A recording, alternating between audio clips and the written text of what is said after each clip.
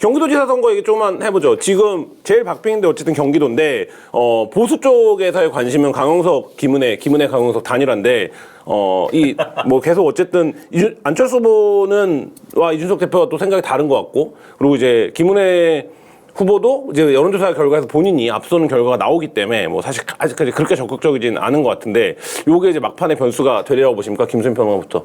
저는 뭐 크게 단일화는 변수가 되지 않을 거다. 그러니까 강용석이 아주 구석에서 자그마한 지분만 갖고 그냥 계속 가는 스토리고 그리고 그 지지자들도 상당 부분이 김은혜 후보 쪽으로 흡수될 수 있기 때문에 국민의힘 입장에서도 굳이 단일화 하지 않는 게 예, 사실 그렇잖아요. 그 자기 집에 좁은 집 방에서 동생이랑 아웅다웅 먹을 것 갖고 싸우느니 저기 들판에 가가지고 옥수수도 따고 고구마도 따고 하는 게 낫죠.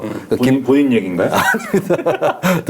동생 있는 걸로 아는데 들판이 없기 때문에 예, 동생은 있지만 들판이 없어요.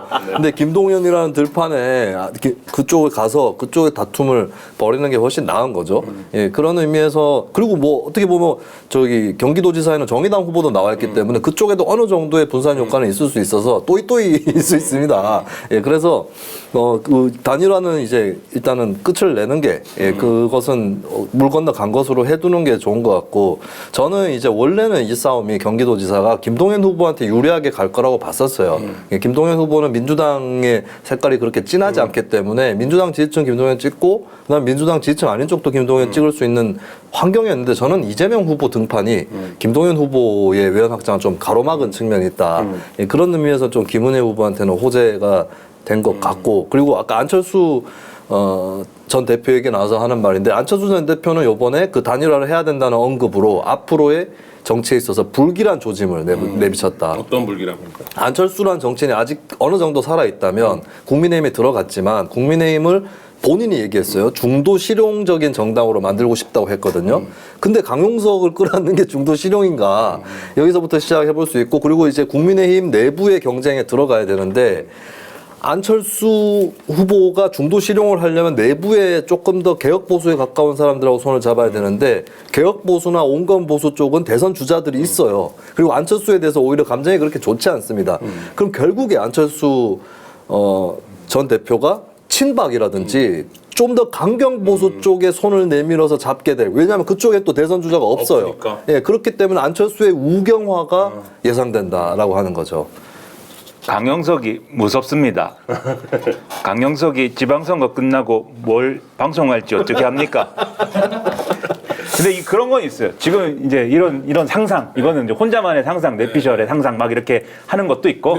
그 보수 쪽에 있는 평론가나 아니면 의원들이 실제 무서워해요. 아 무섭죠. 지금 강용석을. 네, 온갖 흉흉한 소문을 제가 이것저것 들었는데 무섭습니다. 근데 또 이제 그런 이 소설 얘기는 좀 밀어넣더라도 안철수 뭐지 지금 직함이 전 위원장인가? 후보라고 하면 되죠, 그래. 후보, 예. 안철수 후보가 단일화 얘기 꺼내가지고 누리고 싶은 효과는 물론 그런 이제 우경화도 있을 수 있겠지만 지금 선거판에 안철수 변수가 없어졌잖아요. 60%로 이기는 바람에. 그러니까 사실 김은혜 후보가 자력으로 이기는 게 안철수 후보 입장에서는 제일 안 좋아요, 사실. 모처럼 성남에도 나가가지고 이 경기도 선거에 도움을 주기 위해서 나름의 노력을 하는 모습 보여주려고 했는데 뭐 아무것도 없잖아요. 그러니까 뭐라도 도움을 줘야겠는데 혹시 이 김은혜 후보 간발의 차로 졌을 때 거봐라 내가 단일화 하라고 했지 이렇게 할 수도 있고 그러니까 나름대로 할 말이 있는 카드이긴 한데 근데 지금 말씀하신 것처럼 그거는 단기적인 무슨 효과에 불과한 것이고 장기적으로는 좋을 일 없는 얘기다라고 봅니다. 김은혜 후보 같은 경우에 지금 막판에 쟁점을 불거진 게 KT 채용 청탁 의혹입니다. 이게 재판 결과에 어쨌든 있는 내용이고 본인이 처음에는 전혀 모르는 일이라고 했다가 검찰 조사 과정에서의 문답이 드러났는데 추천한 사실 자체는 인정을 검찰 조사에서 했던 그래서 이제 말을 바꿨어요. 검찰이 결국에 나를 기소하지 않지 않았냐. 난 검찰한테 면죄부를 받은 거다. 이 프레임으로 지금 말을 바꿨는데 사실 이 말만 바꾸는 것만 해도 이게 이제 굉장히 큰 지금 정치적으로는 물어야 되는 거고 사실 이거는 수사를 다시 해봐도 되는 건인데 이 KT 채용 청탁 의혹 어떻게 보십니까? 일단 오늘 저희가 방송하면서 소개해드릴 상품은 자당 캠핑에서 판매하는 파이어메이플 코어리스 감성 가스랜턴입니다. 지금 마켓 단위에서 만나보실 수 있는데요. 간편 조절 밸브로 총 4단계 밝기 조절이 가능한 아날로그 감성의 랜턴입니다. 감성 가스랜턴은 가격이 35,220원이고요. 마켓 단위에서는 이 랜턴뿐만 아니라 감성 캠핑 필수템들 저렴한 가격에 입점되어 있으니까요. 압도적 가격에 만나보시기 바랍니다. 마켓 단위 전 제품 배송비 무료입니다. 이 KT 채용 청탁 어떻게 보십니까? 일단 이 법적인 것과 정치적인 걸 나눠서 봐야 할 필요가 있는데 예를 들면 첫째 법적인 거. 예를 들면 이제 김미나, 김한 두 사람이 같은 당에서 정치를 했어요. 근데 김한이라는 사람이 한결에 입사를 했습니다. 정치는 난 뭐 당분 안 할 것 같아. 한결에 입사를 했습니다. 그런데 김미나라는 사람이 내가 아는 사람 중에 김수민이라고 있는데 훌륭한 사람이야. 좀 저 한결에 좀 입사해줘. 그리고 알선한 다음에 뭐 돈이 오갔다거나 그러면은 우리 둘은 바로 감옥에 가죠. 근데 이런 관계는 있긴 한데 김한이라는 사람이 그래서 결국 한결에 취업을 했는데 김한이 그냥 개인적으로 아는 김수민을 그냥 이 한결의 인사팀에다가 이런 친구도 있으니까는 한번 좀 써보지 이렇게 얘기를 했는데 뭐 채용도 안 됐어요. 그렇다고 하면은 이거를 무슨 죄를 어떻게 걸어야 되는가 이게 애매한 게 있어요. 그러면 이렇게 이게 되면은 이게 알선수지와 이제 청탁이라든가 뇌물이 성립을 하는데 그게 아니라 여기서 그냥 알아서 한 거잖아요 지금. 그렇게 되면 그래서 법적으로 걸기 어려운 게 있으니까 지금 이 명단에는 있는데 그래서 수사가 진행이 안 됐다 이렇게 봐야 될 것 같고 만약에 법적으로 따지면 그러면 결국 걸어야 되는 혐의가 업무방해 이런 건데 김수민이 김한에게 돈을 줬다거나 이런 게 돈을 줬어도 아무튼 그런 게 아니면은 뭐 아무튼 그런 건데 그래서 그런 게 법적으로 좀 어려울 수 있다라는 생각이 첫 번째가 있고 그래서 원래는 이제 채용 청탁이라든가 이런 것들이 정치권 인사들이 문제가 되는 게 방금 말씀드린 이 루트거든요 원래 김성태 의원 취재해봤잖아요 그죠? 그 해입니다. 2012년 그렇죠. 공책. 그렇죠. 그게 이제 요런 거잖아요. 근데 이제 두 번째로 정치적인 문제는 정치적 문제 또 다르죠. 왜냐하면은 결국은 정치권 출신 인사가 특정 기업에 들어가서 자기가 아는 사람들 좀 꽂아주세요라고 말은 꽂아주세요라고는 안 하고 꽂아주세요지만 안 꽂을만 하면 꽂지 마 이렇게 얘기했다는 거 아니에요? 근데 아무튼 간에 뭐라고 얘기했든지 그렇게 얘기한 게 있으면 사람들은 무슨 생각을 해야 되냐면은 저 사람이 KT 가서도 저렇게 했는데 국회의원이 되면 어떻게 할까? 또는 더 경기도지사 되면 어떻게 할까? 이 생각을 자연스럽게 할 수밖에 없는 거거든요. 그러면 그 당시 상황과 그 상황에 대한 자기 어떤 입장과 그 자기의 생각에 대한 설명 이런 것들을 유권자들에게 충실히 해줘야 되는데 그냥 난 모른다 안 하고 안 했다 이렇게 넘어갔기 때문에 이거는 우리가 정치적으로 엄밀히 따지면 정치 윤리에 있어서는 상당히 이제 안 좋은 일을 한 거죠. 김수병은 어떻게 보십니까? 저는 그나마 이제 선거 기간에 남아있는 변수는 충분히 될 수 있다고 봅니다. 뭐 국민들이 다 민감해하는 게 입시, 병역, 채용에 관련된 것이고 어쨌든 뭐 본인 가족은 아니라 할지라도 그 얘기를 한 건 사실이잖아요. 그 굳이 왜 얘기를 하는지 물론 이렇게도 얘기했다고 해요.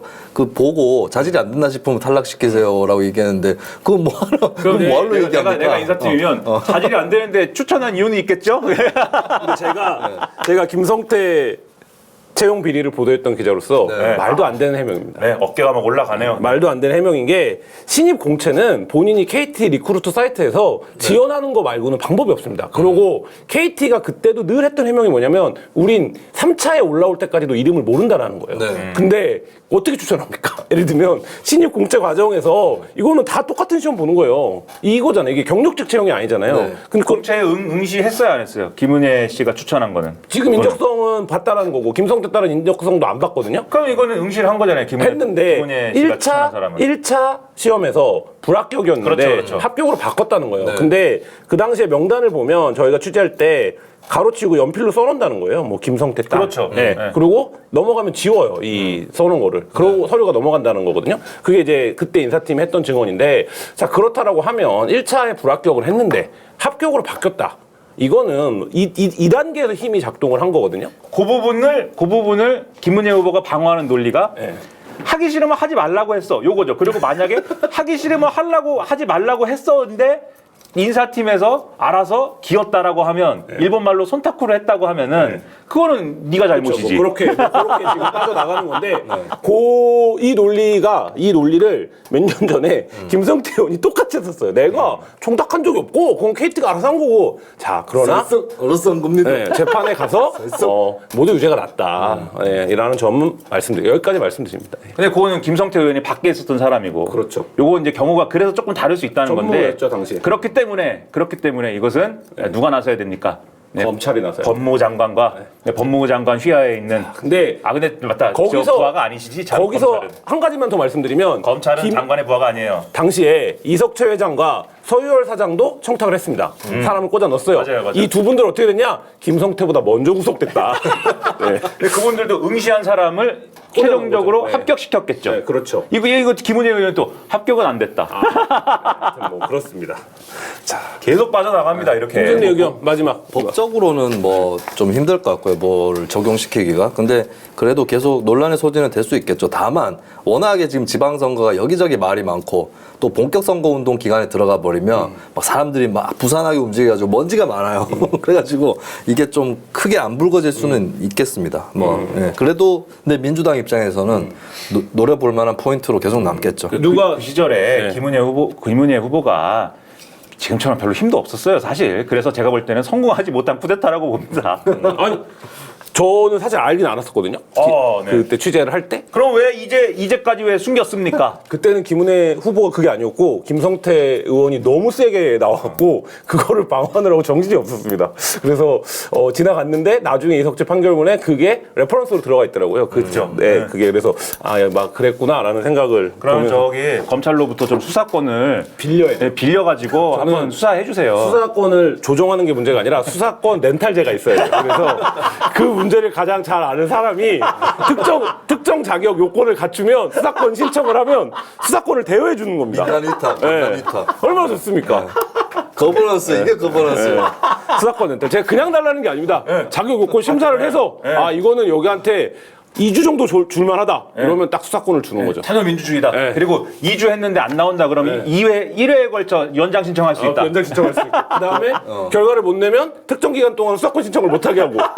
네. 도서관 대출 제도를 변형하면 됩니다. 그럼 심사에 응시를 하시면은 제가 혹시나 뭐 제가 힘 있는 사람은 잘 알지 못하지만 뭐 어디 국민의힘에 관계된 사람 만나면은 거의 김환 기자라고 원서 냈는데 좀 잘 살펴주시고 혹시 그거 실력이 안 되시면 탈락시키세요. 실력이 안 되시면 탈락시키세요. 여건이 안 맞으면은 탈락시키세요. 되게 잘하는 사람인데 우리 시댁 식구야. 근데 대학도 미국에서 나오고 근데 여건이 안 되면 탈락시켰대. 이렇게 얘기할 수 있다. 세상 누가 청탁할 때 반드시 합격시켜라. 누가 이렇게 청탁합니까?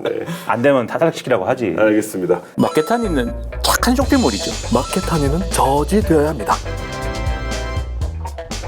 저는 마켓하니에 구합니다. 다른 데서 쇼핑하는 것은 저지되어야 합니다. 물건하면서 상품을 찾다가 보면 하루가 언제 다 가는지 모르겠습니다. 반드시 저지되어야 합니다.